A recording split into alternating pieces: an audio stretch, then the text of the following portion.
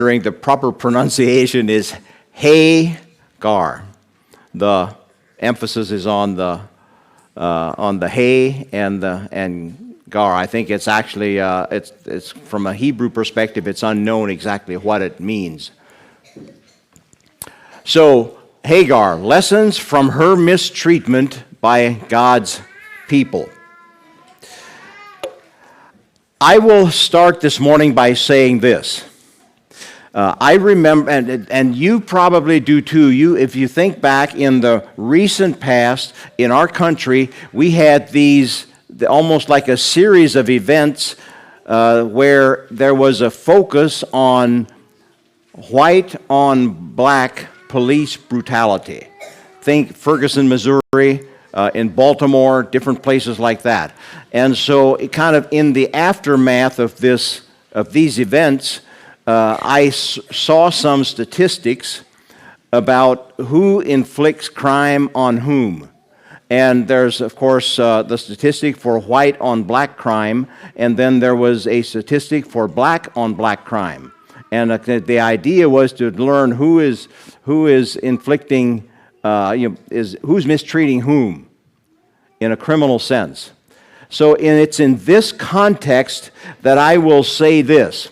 I propose to you that the Church of Jesus Christ, at least in this country, at least in this state, at least in this community, I hope not in this congregation, the Church of Jesus Christ suffers more collateral damage from Christian on Christian spiritual crime than we do from worldling on Christian persecution.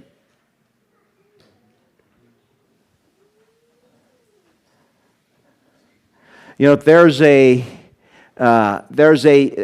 a unique twist in something in the Asian theater of World War II that I just came across recently, and it was kind of impressed on my heart how that due to the culture of the armies that were fighting in the Asian theater in World War II, something that happened sporadically on the field of battle in other theaters happened regularly there, so much so that it was determined that this is actually a cultural thing.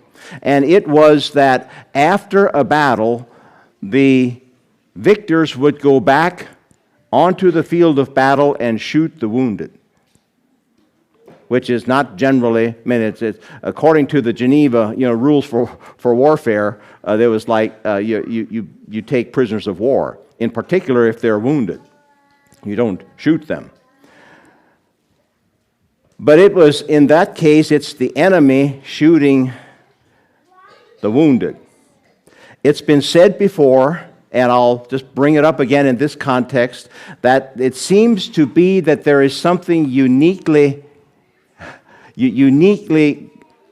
I was going to say Christian, but I don't think it is, that it seems like Christians shoot their own wounded. When people are hurt, we tend to have a lack of empathy, a lack of sympathy, and often shoot our own wounded. So it's in this kind of sets the table for this passage that we want to consider this morning. Even the passage from, so there's a sense here in which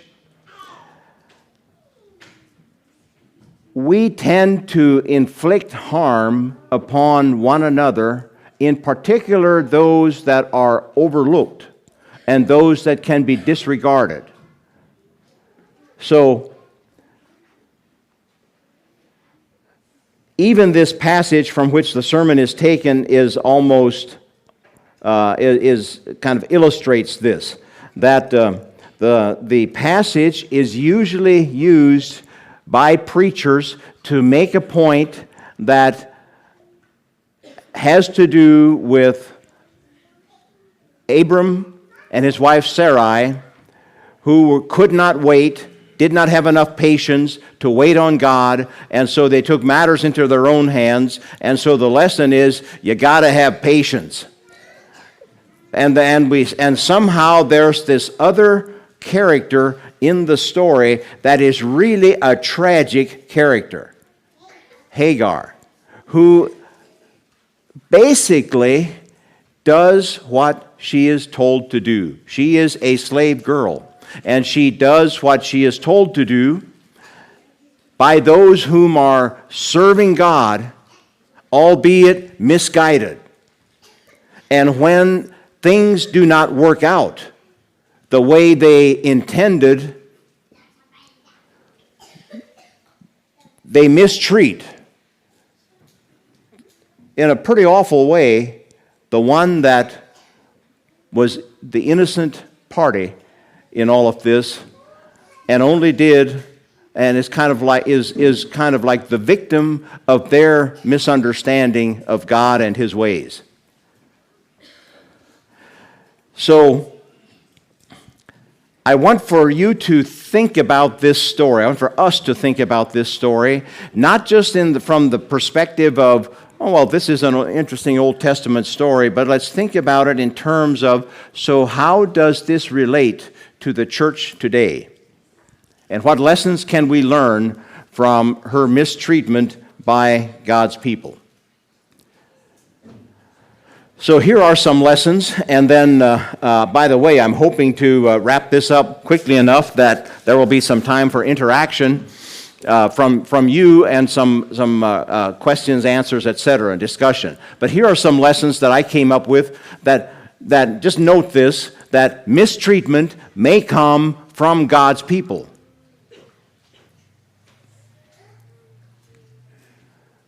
Two, God's care is most real when our situation is most dire.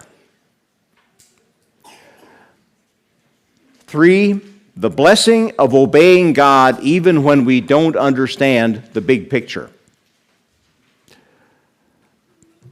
Another lesson, 4, when we focus too much on how we are mistreated by others, we miss God in it all. And 5, because we have been mistreated by God's people does not mean that we are of no value to God. So here are some lessons. Let's dive into the text. So the texts that record God's intervention when Hagar was suffering from mistreatment by God's people as they tried to serve Him in misguided ways due to their own lack of faith. This is recorded in Genesis 16, verses 1 through 16. This is the passage that records the birth of Ishmael. Verses 7 through 10 are what we will be reading this morning, where the angel of the Lord finds Hagar in the desert. And then it occurs again in Genesis 21, verses 9 through 21. The birth of Isaac is what is recorded in this passage, but it's the passage in which Ishmael is driven away. Verses 17 through 19, the angel of God opens Hagar's eyes to see a well. So those are the verses that we'll be reading. And then we won't even turn here, but just kind of to put it on the list if you're interested, Genesis 25, verses 12 through 18, record the list of Ishmael's descendants, which shows that God kept His promise to Hagar. Okay, so the text that I'll be reading is in Genesis 16, 7 through 10. The angel of the Lord found her by a spring of water in the wilderness, the spring on the way to Shur. And he said, Hagar, servant of Sarai, where have you come from, and where are you going? She said, I am fleeing from my mistress Sarai. The angel of the Lord said to her, return to your mistress and submit to her. The angel of the Lord also said to her, I will surely multiply your offspring so that they cannot be numbered for multitude. Genesis 21, 17 through 19. This is again Hagar in the desert. The first time, by the way, in this passage in Genesis 16, this was after Hagar was pregnant with Ishmael. Sarah began to mistreat her. Now, we could maybe detect from the text that Hagar brought some of it on herself. Okay, but the result was that she was mistreated to such a degree that she ran away. She was trying to make it back to Egypt. She was an Egyptian and was dying from thirst out in the desert, and would have died had she not been rescued and sent back. And then the second passage is, again, she is in the desert, this time with her son Ishmael, who I'm not sure of his age, but he's old enough that he is running along with her, but is dependent on her.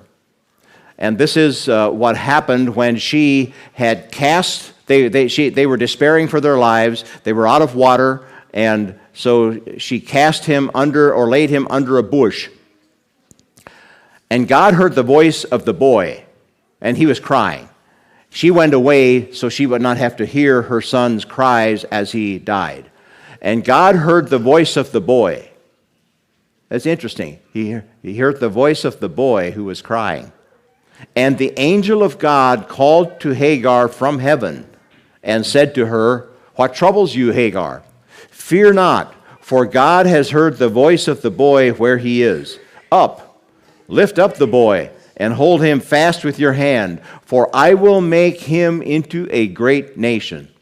Then God opened her eyes, and she saw a well of water, and she filled the skin of water and gave the boy a drink.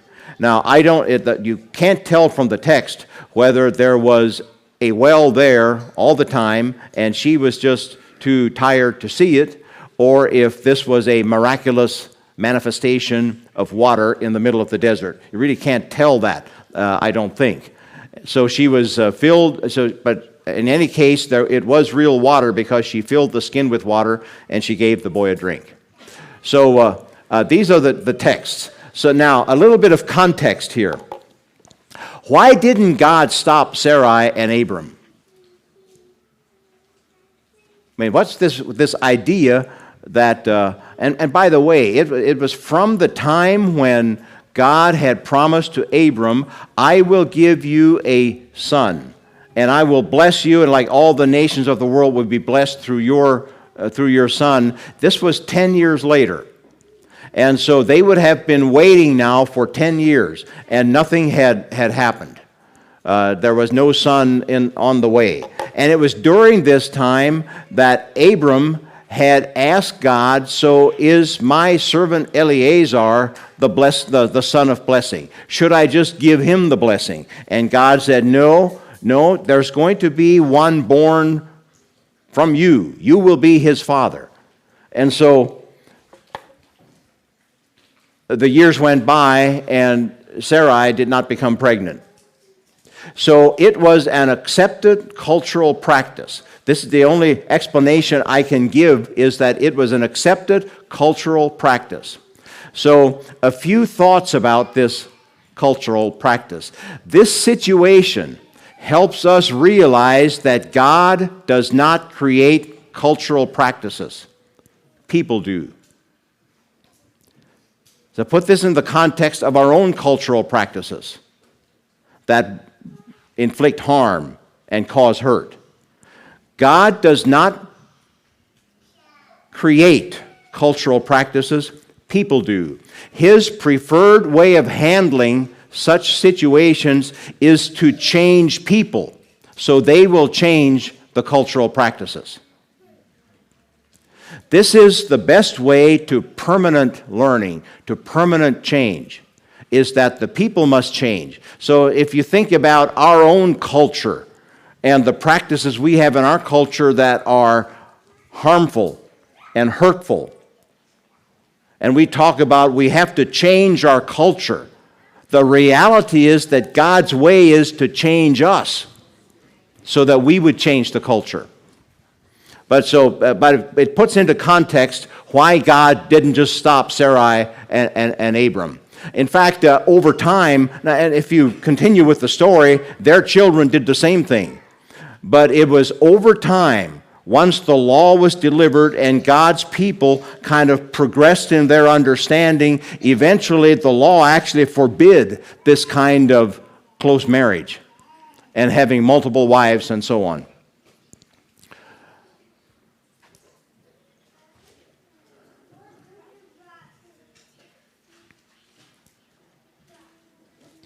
Okay, so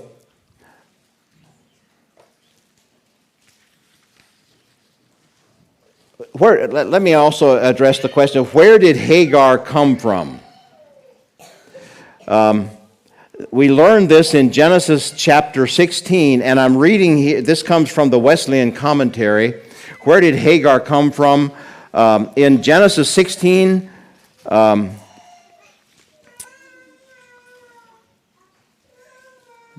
Genesis 12, verse 16. I'm reading this from the Septuagint. I first came across this in the commentary and said, wait a minute, I wonder if that's true. But if you read this in the Septuagint, the King James Version records that during the time that Abram and Sarai were in Egypt, because Sarah was so beautiful, she was taken to and made a part of the Pharaoh's harem. And it was during this time that once the Pharaoh learned about this, according to the way it reads in the King James Version, it says, "And Abram was very rich." But in the Septuagint and also in the NASB, it says it, I think it gives the exact meaning, which is this: "Now he treated Abram well for Sarai's sake and gave him sheep and oxen and donkeys and male and female servants and mules and camels." So evidently, among the female servants that Pharaoh gave Abram was this maidservant Hagar. Now there's kind of like an urban legend, if you will, that she was Pharaoh's daughter. But that's probably more speculation and conjecture than anything else, and it's much more likely that she was just a slave girl. So, in this passage, there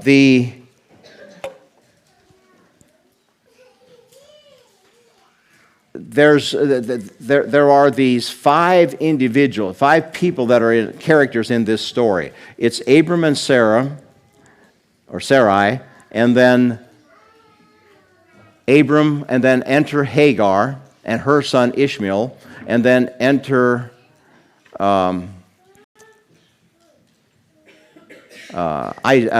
Jacob, not Jacob, but enter their son Isaac. So it's kind of like these five different individuals that we'll come back to later if there's time. But these are the characters in the story. As God is working to shape and mold His people, they did not understand or were unwilling to wait on His molding and shaping. And so they took matters into their own hands, and this whole series of events came about whereby, first, because of the people of God's misunderstanding of God's will, the consequences were such that Hagar ran away. The angel met her and said, "Go back." So so was this good advice? Is this good advice?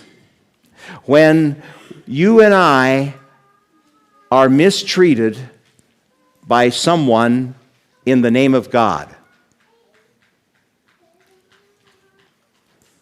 is this good advice that the angel gave when he said, "Go back and be and serve Sarai"? One of the things we learn, it was good advice in this sense that she would have died otherwise in the desert. So it was good advice because it saved her life.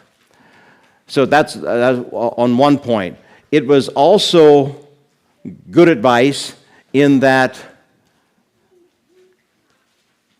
there was a blessing that went along with this obedience. The blessing was that this son, while he is not the son of promise, he will, however, have a large family, a great nation will come out of him, and he actually did have, according to Genesis 25, 12 sons. There were 12 tribes of Ishmael, and he became a great nation.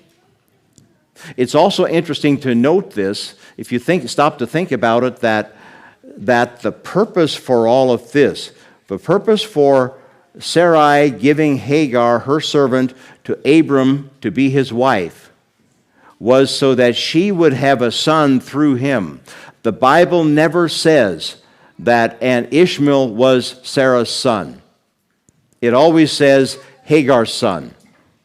So somehow, in all of this, Sarah's plan came to naught, and she never actually had a son through Hagar until, of course, then later, her own son was born.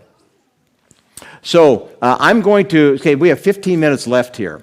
So I'm going to stop here and just ask, and I kind of like to hear from you. How do we mistreat other Christians in the name of God? Or don't we do that?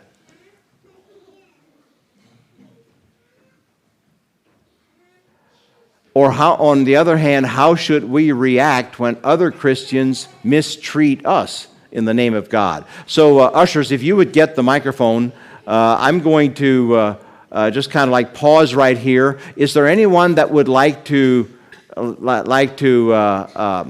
ask a question or respond or comment on lessons we can learn from the horrible mistreatment that Christians inflict on each other in the name of God when we misunderstand what God is asking of us? By the way, I don't have any down pat answers here. It's not like there's a list here and it's like check, okay, that's right, no, that's wrong. This is a subject that seems to me that as God's people, we have not done so well.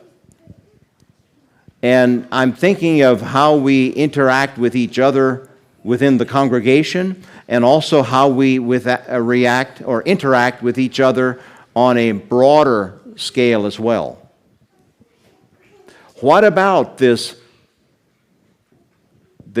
carnage that comes out of God's people mistreating one another?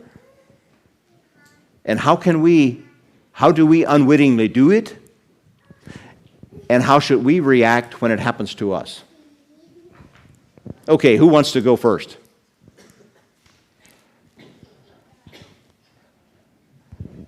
Two hands up front then. So one of the things that probably, 2-3 years ago, I heard someone make the statement that a sign of spiritual maturity is how we handle adversity. And just in the last month, I've just become more convinced of how true that saying is. So as I look back over the last number of, 5-10 years of my life, the times when I've wanted to cut and run, when you really think about it and you sit there and say, well, it was because the other person and all of that and the inconsistencies or whatever, you can name it. Well, guess what? When I look in the mirror, I realize the reason I wanted to cut and run was because of my own pride, my own focus, self-focus. And so that is what struck a chord with the message this morning with me, is that God said, no, go back. Knowing that, isn't it James that says, the trial of your faith worketh patience? And I would see that happening in situations where we at least feel we've been mistreated by God's people. And maybe sometimes that feeling that we've been mistreated is more, at least on my part, more from the perspective that it's not what I had wanted, and so you feel slighted, whatever it is. And so God in his all-knowing wisdom knows that we're refined, we're made better by working through those things than cutting and running. And so it was just a really interesting takeaway from the lesson, from Hagar, and I never really read that no, he said, go back and humble yourself, learn the lessons that I want you to learn, because God allows things in our lives to make us better. On that point, was it good advice for the angel to say to Hagar, go back, and for her to go?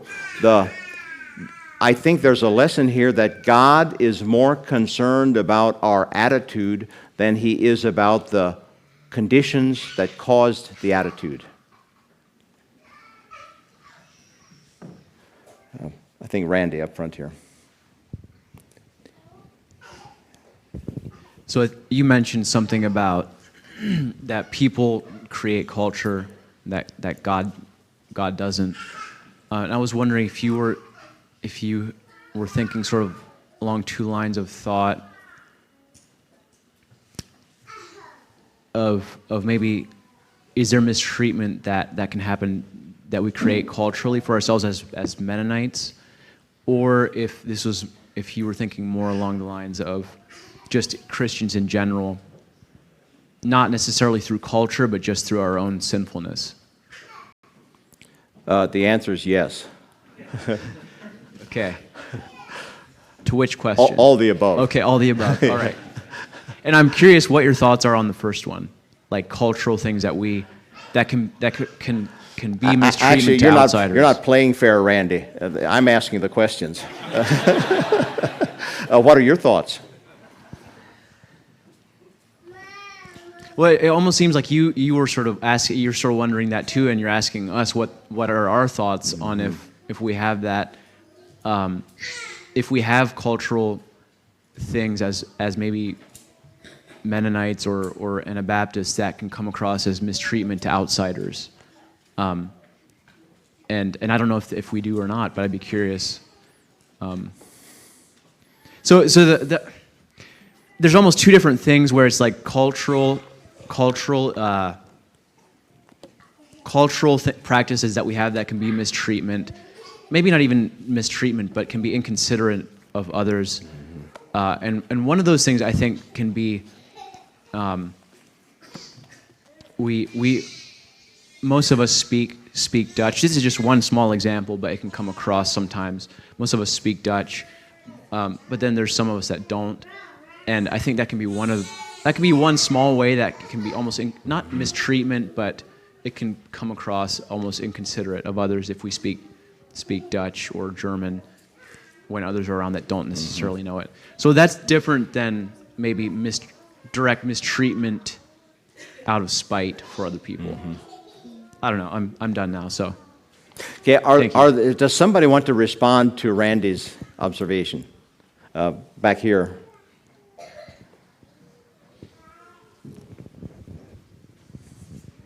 And while the mic is going back there, I'll show you something that I put in the. I have a labeler, so I kind of like run amok with the labeler, and so one of the labels I made and put in my Bible, so I constantly see this is, what is it like trying to join our church? Because we create this culture, this expectation, this is what it's like, this is who we are as a church. And we do not pay enough attention to, if you did not grow up in this church, in this community, or if you grew up in a different church, what is it like trying to become a member of this church? But in particular, if you did not grow up in the Amish Mennonite culture. Is it hard? Are we making it easy? Go ahead, Mark. One of the challenges to your question, Randy, is maybe give one example here. We all know the story of Dirk Willems and how, as he was running severe mistreatment, God stopped him, and actually told him to go back.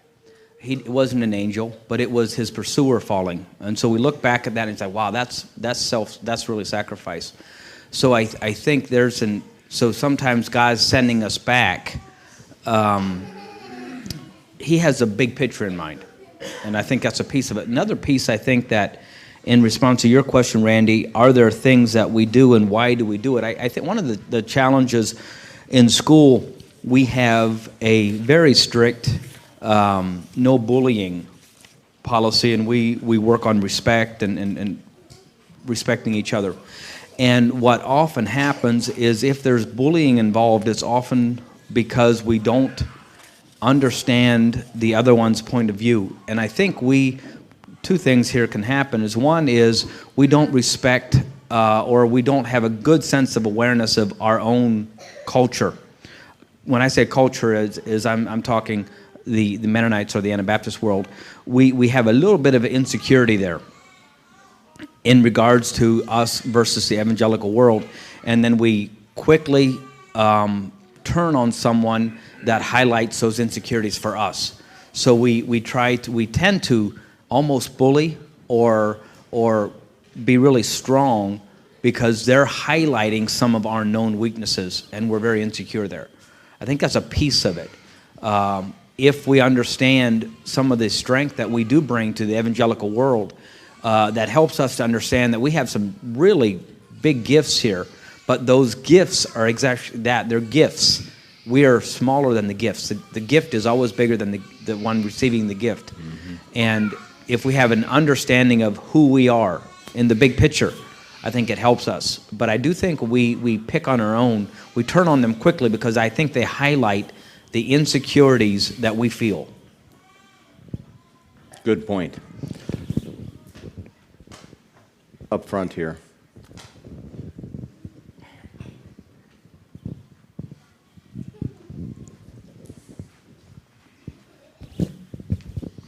I think I was just thinking about if you were there Wednesday night on the subject of listening. I think that's huge. Just on depends on where you grow up, but so often we heard Wednesday night that each person thinks they're right, and that's very true. And to be able to, I think, look at a brother or sister and to ask them, okay, where are you coming from? Instead of saying, this is my way, this is my road, and you got to get on it. So just a thought. Okay, anyone else? Yes, go ahead. Something happened to me in this past year that was really hard to work through in a way, and it just helped me see that we often judge people based off of the worldview that we have because we grow up as either Amish or Mennonite, and with the tradition and culture that comes with, and we often take it personal when people don't agree with us or we don't see eye to eye, and it's more of a extra biblical thing than it's actually looking at the overall picture of what Jesus was here for.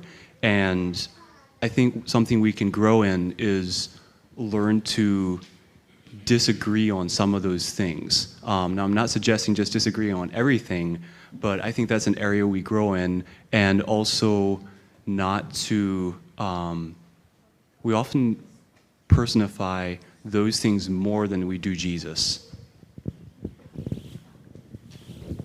Hand in the back. Oh, go ahead. Just a thought I had is, so as we see the political world today, and as I look in the church like 10, 15 years ago, everybody was just doing their thing and it was okay. And you didn't ask a whole lot of questions. But as we see in the political world has as the world as a whole has become this battlefield of ideas. And I think the church has been directly affected by that, where opinions are more important than convictions. And the result of that is that we start saying that our way is better than everybody else's. And in the end, opinions will not hold us, but convictions will. Mm-hmm. Thank you. Way in the back. It's on the way, Karita. I don't really have, a lot of good points came out, but I want to speak more to the second question. And as in all questions, I think the Bible holds the answer as to how should we react. And I don't think that we can find a better place than in 1 Peter chapter 2. And in verse 20, second part of it, it says that when you do good and suffer, if you endure, it brings favor with God. For you were called to this, because Christ also suffered for you, leaving you an example so that you should follow in his steps. He did not commit sin, and no deceit was found in his mouth. When reviled, he did not revile in return. When suffering, he did not threaten, but committed himself to the one who judges justly. And not speaking as one who has attained, but I think there's the answer as to how we should respond. Appreciated the message. Thank you.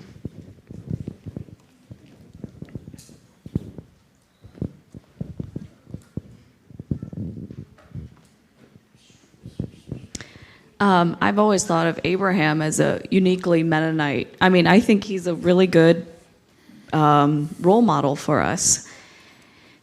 Earlier this year, we were studying Abraham's life in Genesis, and we looked at all these passages, and we look at him, and over again, he's a person who tries to be peaceful. And in this situation, it was his love of peace that, motivated him to send Hagar out. He chose to have peace with his wife over peace with Hagar. And so Rudy Wiebe, he's a Pulitzer Prize-winning Canadian Mennonite, wrote a book called And Peace Shall Destroy Many. And it's a fictional book based on true events of Canadian Mennonites living in, which I have not read, and I have to clarify that, of Canadian Mennonites taking over the land of the First Nation people of Canada. And it's a, they weren't firsthand in driving the First Nation people out, but they allowed it to happen. And I think that one of the ways that we mistreat others is just not by, I think it goes along with what Mark is saying. Mark was saying about bullying. We often don't listen to the side of the people we don't identify with. Mm-hmm. Okay, thank you. Any other comments? Anyone up here again with Mark? Maybe switching gears a little bit, but one of the really cool things about this story is there's some redemption in the end here. So fast, and I don't know if you were going to go there, Paul, maybe? We're out of time, so go ahead and make the point. So the Ishmaelites were later known as the Nabateans. They settled in Jordan. They were nomad people. And when we were over in Jordan here several months ago, our guide was explaining how the Nabateans were, in his opinion, the Nabateans were the wise men that came to Jesus, which would have been Ishmaelites. And I questioned that a little bit, but it was a really cool story. And so the next week when we talked to our Israeli guide, and Israeli guides, it's never a maybe, it's a yes or no. And so I asked him, I said, were the wise men that came to Jesus, were they Nabateans? He said, for sure. So there's this really cool story here is Hagar was sent away to make room for the son of promise. But yet, about 2,000 years later, the descendants of Ishmael came and worshiped the king as bringing what they had. So really, God brought this. God, I love the big picture that God brings back, redeems this piece many, many years later. Thank you. In Genesis 25, at the end of that passage about Ishmael, it says that he died when he was 137. And the last phrase says, he settled, or they settled from Havilah to Shur. We read about Shur. That's where that spring was, where Hagar was rescued by the angel from God, the angel of the Lord, which is opposite Egypt in the direction of Assyria. He settled over against all his kinsmen. That over against means he dwelt separately from all his kinsmen. So, like the children of Israel dwelt in the land of Canaan, and over against, or separately, over in Jordan is where the children of Ishmael dwelt. But to bring to bring this to a closure here, to bring out the humanity in this, I want to read about this passage regarding the time when Abraham had to drive out his wife Hagar and his son Ishmael. It happened when Isaac was weaned, and Abram made a great feast on the day that Isaac was weaned. But Sarah saw the son of Hagar the Egyptian, whom she had borne to Abraham, laughing, or mocking, the King James Version says. So however it was, there's a certain sense here in which Hagar and Ishmael were always kind of like a thorn in their side, and they kind of like brought some of this on themselves, which is actually the way most mistreatment works. There's usually more than one side to it. So she said, this is Sarai said to Abram, cast out this slave woman with her son, for the son of this slave woman shall not be heir with my son Isaac. And the thing was very displeasing to Abraham on account of his son. But God said to Abraham, be not displeased because of the boy and because of your slave woman. Whatever Sarah says to you, do as she tells you. For through Isaac shall your offspring be named, and I will make a nation of the son of the slave woman also, because she is your offspring. So Abram arose early in the morning, took bread and a skin of water, and gave it to Hagar, putting it on her shoulder along with the child, and sent her away. And that's what that picture is there. That's the artist. It's kind of a poor, you can't see it very well, but that's the driving away of Hagar. And if you look closely, that's a little boy there with his hand in her hand. But there's something tragic about this. In this respect, that I would propose to you that because of the culture in which we grew up, and because of the way in which we have become insensitive and intolerant of one another, we drive people away from us and out of the church and away from God by our unchristian spiritual crime. Now, I know that's a mouthful, and I don't want to overstate it, but there's a reality here that we have to accept as the reality if we're going to change the culture. So let's think, I'll close here by saying, well, how will the culture change?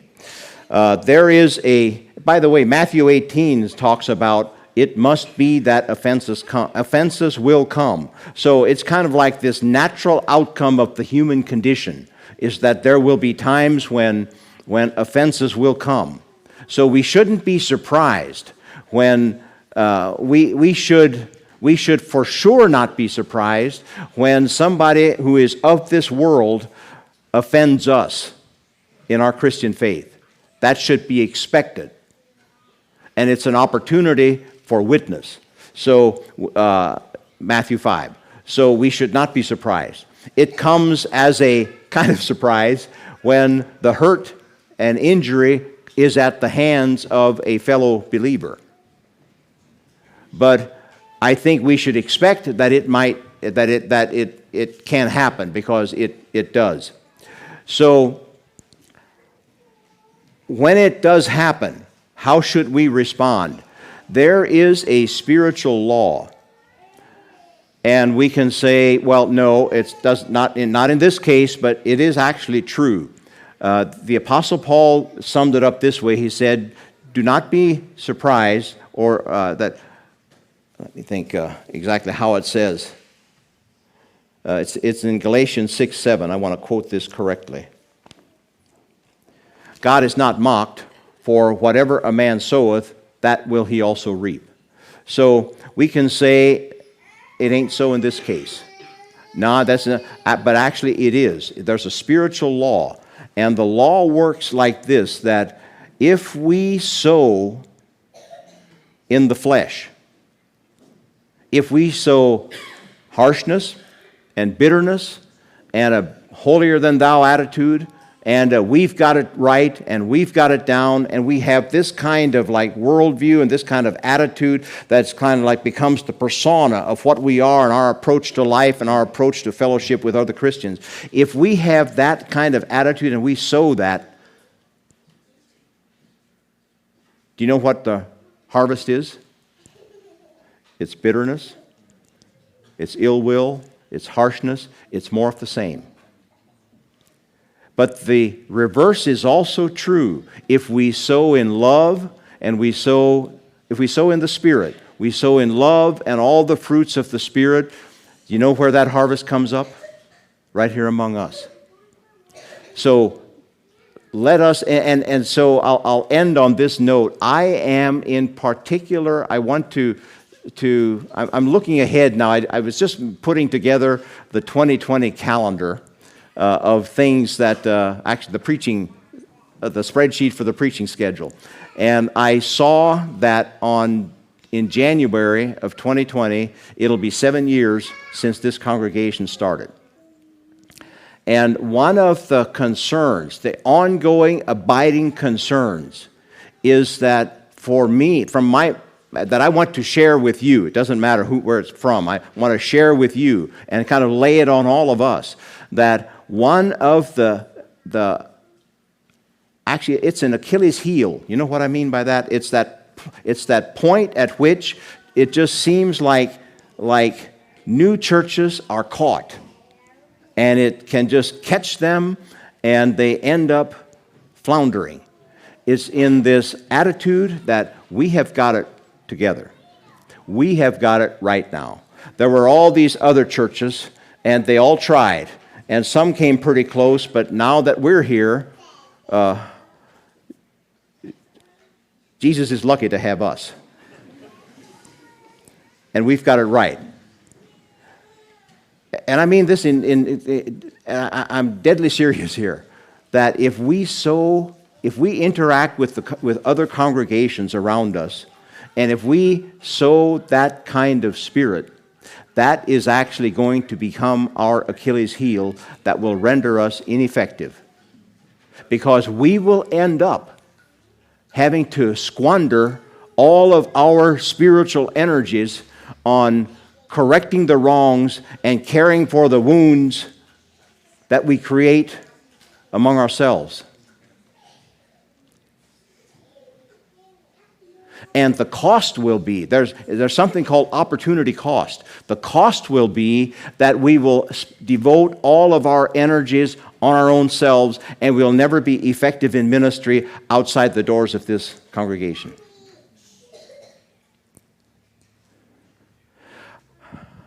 Are there any amens here? Okay. All right. Well, so I would like to bring this to a close. See, Joe Troyer. You put up your hand here. Did you have a song selected, or do you mind if I select one? Would you come up and let's sing in closing that verse 2 and verse 4 of Lord, I Want to Be a Christian? It says, Lord, I want to be more loving in my heart. and Lord, I want to be like Jesus. You see, that's what. How does this culture change, where we put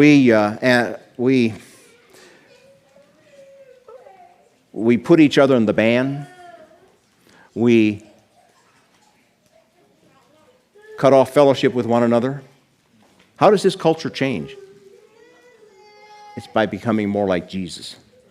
It's in when our hearts change. That's how the culture changes.